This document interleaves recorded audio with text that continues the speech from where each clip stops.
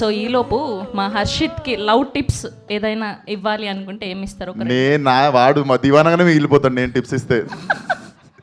So మీ నుంచి అరవింద్ గారు ఇస్తారు మంచి tips. Okay, here we welcome our very own Allu Aravind garu to please join the stage and group. చెప్పండి sir, మీ first one side love story చెప్పండి sir. ఈరోజు మీ లవ్ స్టోరీ విందాం.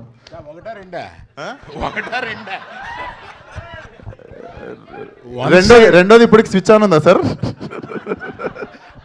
వన్ సైడ్ అన్న తర్వాత ఎన్నన్నా ఉంటాయి. ఇప్పుడు ఒకటేనా సార్? ఇప్పుడు ఒకటే, సారీ. పర్లేదు, నా వయసుని బట్టి అడుగుతున్నాం అనుకోవట్లాగా. అంతే కదా సార్, మనం యూత్. ఇవాళ ఏముందా, ఇవాళ లవ్ బిగిన్ అవుద్ది. 2 జనం లేని సినిమాలకి వెళ్ళి, అంటే ఎక్కువ హిట్ కానీ కార్నర్ సీట్లో కూర్చొని ఆ తర్వాత 2 షాపింగ్లకి వెళ్ళి ఇవాళ లవ్ ఓయోలో ఎండ్ అవుతుంది. అంటే ఏంటి సార్, నాకు తెలియదు. ఇంత అరుస్తున్నారేంటి తెలియలేదు. అంటే ఏంట్రా? ఒక గ్రూప్ పిక్చర్.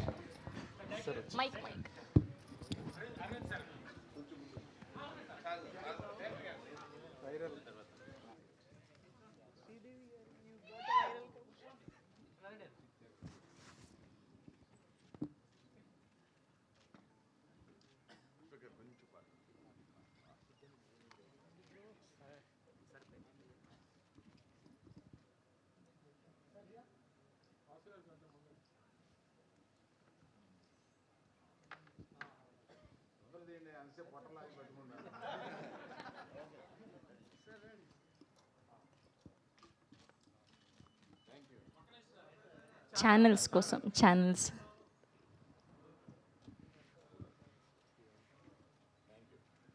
ఓకే, అండ్ ఇప్పుడు మా రియల్ మూవీ దివానా అల్లు అరవింద్ గారిని మాట్లాడవలసిందిగా రిక్వెస్ట్ చేస్తూ ఉన్నా. ఏ Srikanth AD?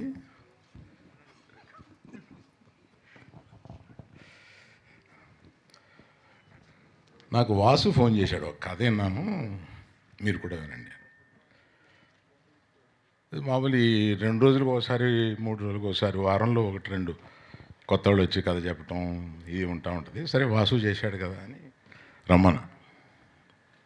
Start to finish 1.5 hour అదర్ కొట్టాడు. ఓ వీడెవడు రా కొత్తోడు ఇలా చేపించాడు అని అనిపించి అంత ఎక్స్ప్రెషన్ ఇవ్వలేదు నేను. బాగుంది, బాగా చెప్పావు. ఎందుకంటే చెప్పడం వేరు, తీయడం వేరు. వీళ్ళు ఎలా తీస్తారో ఏంటో, మళ్ళీ ఎందుకు వచ్చిందని. సరే నేను మిగతాది వాసుతో మాట్లాడతాను. వాసుకు ఫోన్ చేసి ఒక 15-20 లక్షలు ఇద్దాం, ఒక సీను వాడు చెప్పిన దాంట్లో ఒక సీన్ చెప్తాం, క్రిటికల్గా అన్నీ వచ్చేటట్టుగా ఒక సీన్ ఏదైనా మీరు ఎంచుకుని అతన్ని తీయించి అది తీసుకుని వస్తే అప్పుడు డైరెక్టర్ కాదు చెబుదాం, అనవసరంగా ఇప్పుడు ఎందుకు రెచ్చగొట్టడం అని. అలాగే చేశారు. తీసుకొచ్చి నాకు వేసి చూపించారు, ఆయన తీసింది. Bang on. వీడు డైరెక్టర్ అయిపోతాడు అని అనిపించేలాగా, సారీ వీడంటున్నాను, ఇవాళ పెద్ద డైరెక్టర్ అయిపోతావు నువ్వు, అందుకని. చాలా బాగా తీశాడు. అన్ని ఎమోషన్స్ ఎంత బాగా తీయాలో అంత బాగా తీశాడు. చిన్న ఏ ఉన్నాయి ఇక్కడ అనవసరం.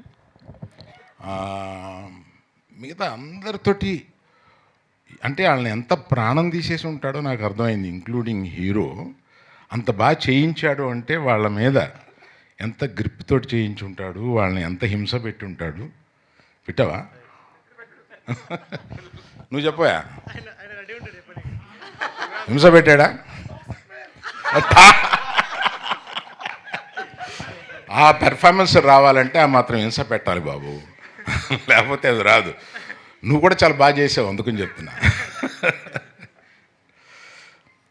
ఫస్ట్ హర్షిత్ మామూలు ఇలా కనపడుతున్నాడు, సినిమాలో చెంచి వదిలేశాడు. క్లైమాక్స్లో మనకి కళ్ళ నీళ్ళు వచ్చేలా చేశాడు. అంత బాగా, అంత మంచి యాక్టరు. నాకు అంటే హైట్ తక్కువ వాళ్ళని అమీర్ ఖాన్ అంతడు అనిపిస్తుంది. అమెరికానికి హైట్ ఏం పెద్ద లేదు కదా. సో ఆల్ ది బెస్ట్, చాలా బాగా చేసావు. You got a long life. Vishwak నువ్వు ఎక్కడ పెట్టావు సార్ నీకెలా తెలుసు? అంటే మేము లైబ్రరీలో కలిసినాం సార్. అట్లా నువ్వు కూడా లైబ్రరీకి కూడా లైబ్రరీలో ఉన్నప్పుడు కలిసిన. నేను పుస్తకం చదువుతుండే, ఆయన అక్కడ టేబుల్ మీద పుస్తకం చదువుతుండే. అలాగా? భలే చదువుతున్నావు ఇట్రా అని చెప్పి పిలిచి యా నిజమేనా ఇది? లైబ్రరీనా? టేబుల్ అంటే కలవడం వరకు నిజం. అంటే బాగోదని పబ్ని లైబ్రరీ అని చెప్తున్నారేమో డౌట్ వచ్చి అడిగాను. అట్లాగా, వెరీ గుడ్. ఇది క్యూటీ పొరి ఎంత చక్కగా ముద్దుగా ఉందో సినిమాలో. ఇప్పుడు కనపడేదానికన్నా ఇంకా చాలా బాగుంది సినిమాలో, చాలా బాగా చేసింది. நம்ம தமிழ் பொண்ணு இது, அங்கேருந்து வருது. Manimegalai, Sneha Manimegalai. So cute, very nice. You done a great job and you got a good future in Telugu. தமிழில் நான் சொல்ல முடியாது. இங்கே உனக்கு நல்ல ஃப்யூச்சர் இருக்குது, அதெல்லாம் ஒத்துக்காத, பார்த்து ஒத்துக்கோ. సార్ ఈవిడకు కూడా ఇక్కడే తెలుగులో స్థిరపడిపోయి పెళ్లి చేసుకునే లక్షణాలు ఏమన్నా కనిపిస్తాయి? నేను కొంతమందికి పెళ్లి చేశాను. చెప్పండి అలానే ఏదైనా. You act for 10 years here and get married to a Hyderabad man and settle here. So ఇక్కడ నాకు విశ్వక్సేను నేను ఒక 5-6 ఏళ్ళుగా ఓ సినిమా చేయాలనుకుంటున్నాం. అతను చెప్తాడు, నేను చెప్తాను, కనపడి కావలించుకుంటాం, తర్వాత మర్చిపోతూ ఉంటాం. ఇప్పుడు నాకు కనపడినప్పుడు నువ్వు డబ్బులు ఎంత తీసుకుంటావో చెప్తే ఇస్తా.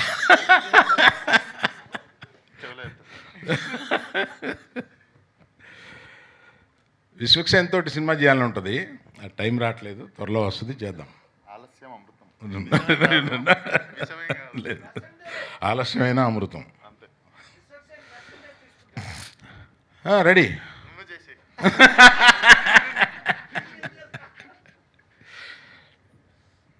ఏమయ్యా, నీ గ్యాంగ్ మొత్తం రిప్రజెంట్ చేస్తూ నువ్వు రావా?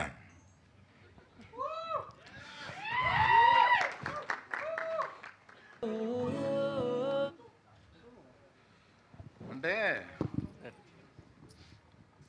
ఆ దోస్తానా నువ్వు ఆ మోటార్ బైక్ మీద వెళ్ళి వాళ్ళందరినీ కొడుతుంటే అందులో దూకి ఎంత బాగా చేసావా, అందుకని thank you so much sir. అందుకని ఆ గ్యాంగ్ మొత్తానికి రిప్రజెంట్ చేస్తూ నిన్ను ఇక్కడ చూడడానికి ఇంత డీసెంట్గా ఉన్నావు కదా, అక్కడ అచ్చు పోకి అట్లా ఉన్నావు. జస్ట్ క్యారెక్టర్ సార్, నేను నిజంగా డీసెంట్ సార్. నిజంగా క్యారెక్టర్లో నేను ఇక్కడ చూసి ఆశ్చర్యపోయాను. నేను అక్కడెక్కడో అక్కడ చూశాను, కానీ తర్వాత ఈ క్యారెక్టర్ చూసిన తర్వాత నేను చూడడం ఇప్పుడే చూస్తున్నా, ఇంత డీసెంట్గా ఉన్నాడు. అలాగా అతను చాలా షాబీగా చూపించారు సినిమాలో. క్యారెక్టర్ అది క్యారెక్టర్ సార్.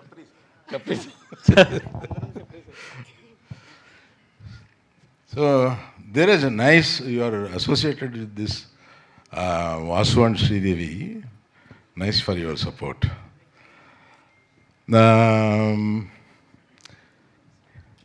ఏమయ్యా, నేను డైరెక్టర్ తర్వాత ఇంటరాక్ట్ అయింది ఎక్కువ మ్యూజిక్ డైరెక్టర్ తోటి. ఆ రోజు మన ఇద్దరు అనుకున్న, నేను ముందు తెల్లపోరి సాంగ్ వదలవయా అంటే శ్రీదేవిని వాసు కాదు లవ్ సాంగ్ వదులుదామన్నారు. ఆ తెల్లసూరి సాంగ్ వదలగానే పీక్ అయింది, బాగుంది. నైస్ జాబ్ చూశాను నేను. తర్వాత మీది ఇప్పుడు చూస్తుంటే అర్థమైంది, కలర్ కరెక్షన్స్ అయిపోయినట్టున్నాయి, చాలా బాగా చేశారు, బాగుందండి. So now I have to tell about Sridevi and Vasu. మీరిద్దరండి. మాకు ఆహాలో ఒక 6 సంవత్సరాల పైనే కదా మాకు జర్నీ ఉంది. అంటే ఫస్ట్ 1 year నేను ఆహాకి రెగ్యులర్గా వెళ్ళేవాడిని. అప్పుడు ఎవ్రీడే పొద్దున ముందు ఇంటరాక్షన్ వీళ్ళతోటే ఉండేది. అట్లాగా మనం ప్రొఫెషనల్గా ఒక ఇంటరాక్షన్ ప్రారంభించిన ఆ తర్వాత మనుషుల్ని మనం ప్రేమిస్తాం, మనకి దగ్గర అవుతారు. అలాగా శ్రీదేవిని ఎప్పుడు చూసినా డార్లింగ్ శ్రీదేవి అనేవాడిని. సో అట్లాగా వీళ్ళిద్దరూ హైలీ టాలెంటెడ్ పీపుల్. ఆ తర్వాత వీళ్ళని ఈ సినిమా తీసుకుని చేయమని చెప్పి అడిగాను. వీళ్ళు ఈ సినిమాని తీసుకుని చాలా శ్రద్ధగా, కొంచెం ఎక్కువ ఖర్చు పెట్టాడు, దాన్ని ఏం అనలేదు కూడా నేను.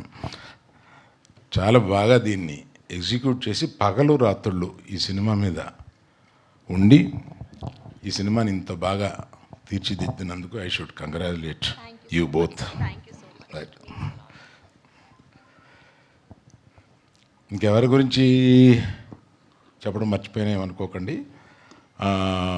మెయిన్గా నేను మీడియా వారికి రిక్వెస్ట్ ఏంటంటే, ఈ లవ్ స్టోరీ చాలా సున్నితంగా ప్రారంభమయ్యి మన హృదయాల్లోకి చొచ్చుకుని వెళ్ళిపోయే ఒక లవ్ స్టోరీ. డీసెంట్గా ఉంటుంది, ఎక్కడ ఇండీసెన్సీ ఉండదు. ఇటువంటి సినిమాలు జనరల్గా మీరు చాలా బాగా ప్రమోట్ చేస్తూ ఉంటారు. So my request to media is to please promote this film. You will feel proud of it. Arvind garu ఒక విషయం గుర్తు చేయమన్నారు. విశ్వక్సేన్ గారికి ఒక క్వశ్చన్ అడుగుతానని. ఆయన ఎప్పుడు పెళ్లి చేసుకుంటారని. మర్చిపోయాను. విశ్వక్, ఇప్పుడు ఇన్ని లవ్ స్టోరీ ఎప్పుడన్నా చెప్పిరా సార్, హీరోయిన్ రాగానే నీకు చేసుకో తెలుగుని చేసుకుంటారు, పక్కన తెలుగుని ఎవరికైనా చూపించిరా సార్ మీరు? చూపించిరా సార్ మీరు? సరే, ఎప్పుడు పెళ్లి చేసుకుంటున్నావు? నేను చూడగానే ఏమన్నాను? నేను ఎవరిని చేసుకోవాలో చెప్తున్నాను, నన్ను మాత్రం ఎప్పుడు చేసుకుంటావు అని అడుగుతున్నా మీరు. నేను ఏమన్నా చూడగానే, ఏంటి ఇదివరకన్నా చాలా గ్లామరస్గా తయారయ్యావు, ఏంటి స్కిన్ టోన్ మారిపోయి ఏంటి ఇలా అయిపోయావు అంటే, లేదు సార్ 1 ఇయర్గా తిండి గిండి మార్చేసేసి నేను అలా ఫిట్గా అవ్వాలని అనుకున్నాను, మనం చూసి ఛానల్ అయింది కదా, మనం రికగ్నైజ్ చేశారని ఆనందపడ్డావు. ఇలా ఇంత బాగా రెడీ అవ్వడం ఎందుకు? ఒక అమ్మాయి కోసం కదా. ఎవరు అమ్మాయి? చెప్పండి సార్. వాళ్ళకేమో ఎవరిని చేసుకోవాలో చెప్తారు, నన్ను మాత్రం ఎప్పుడు పెళ్ళి అని అడుగుతారు. అది కూడా చెప్తే ఇంకా పోయి కట్టేస్తా సార్. మరి దిల్సుఖ్ నగర్లోనే చూడు ఉన్నారు, నాకు తెలుసు. నీకు ఎందుకు దిల్సుఖ్ నగర్ నుండి జూబ్లీ హిల్స్ వస్తే మళ్ళీ దిల్సుఖ్ నగర్ పంపిస్తారా నన్ను? So thank you very much. Thank you sir. Sir, మీరు ఫస్ట్ ఎవరితో చూసారు ఒక రొమాంటిక్ ఫిలింని? ఇలాంటి ఒక ప్యూర్ లవ్ స్టోరీని చూసింది ఎవరితో? ఇప్పుడు ఆ పేరు చెప్తే బాగోదు కదా. వాళ్ళకి మనవాళ్ళు కూడా మనవరాళ్ళు కూడా ఉన్నారు. అందుకని ఫస్ట్ చూసింది మామూలు ఇందాక చెప్పాను కదా, ఫెయిల్ అయిన సినిమాకి చివరి సీట్లో కూర్చొని చూస్తామని. అలాగే ఒక హిందీ సినిమా చూశాను. Okay, thank you so much. మీ దృష్టిలో ప్రేమ అంటే ఏంటి? ఇది చాలా క్లిష్టమైన పరిస్థితి. ఇంట్లో మా ఇంట్లో వాళ్ళు ఏమన్నా.